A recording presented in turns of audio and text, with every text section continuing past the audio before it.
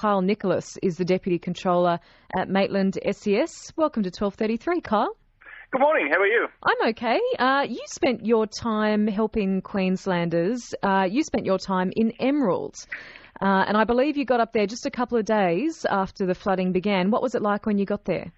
Yeah, that's correct. It was quite a shocking scene to start out with. Just the amount of water that actually went through some of the areas in the Emerald Township itself was just phenomenal. How were the people there feeling?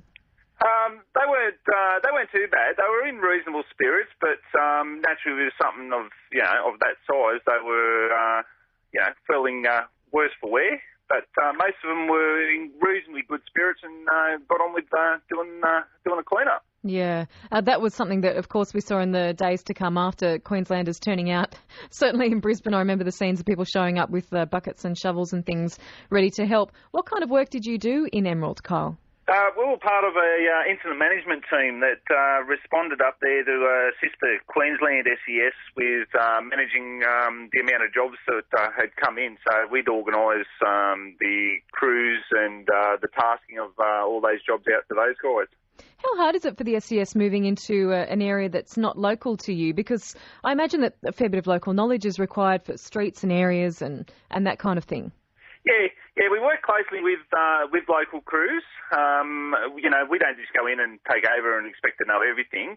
So we'll definitely work in closely with the local crews and so forth, and we're really only there just to support them and help them. How does that experience in Queensland compare to other floods that you might have worked through in your many years at the SES, Kyle? They're very similar in the way the operations are run and so forth. It's just that, the different states have little different ways of doing things and so forth, but you learn to adapt quickly, and we're all there to, working towards the one goal, and that's just helping our communities. What was, one of the...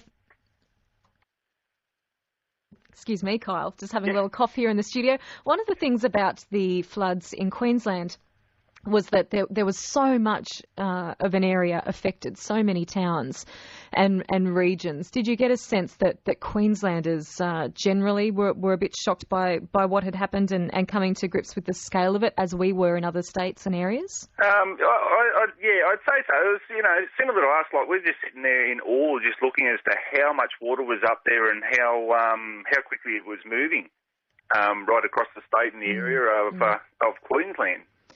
Yeah, it was certainly a shocking thing to watch, Kyle. Have you been back to that area? Yes, we have. Late last year, there we had a request from the local unit. They actually invited us back to a floodbait exercise that they have every year up there called Water Rats, and we got back up there to meet up with the crew again and had a look around the area and the difference. Really? Difference of where the water was to. There was a bridge there we used to cross every day, and the water was virtually right up to the bottom of the bridge. Yet when we went back up there not long ago, I didn't realise that the normal river was that far down. Right. You didn't... Yeah, I guess when you're introduced to it in that flooding state, then you don't quite realise, the normal state. The normal state, that's right, yeah. Yeah. Well, Kyle, I wonder whether you'll this week be reflecting on that time in Emerald, as many of us are, and watching the events in Queensland.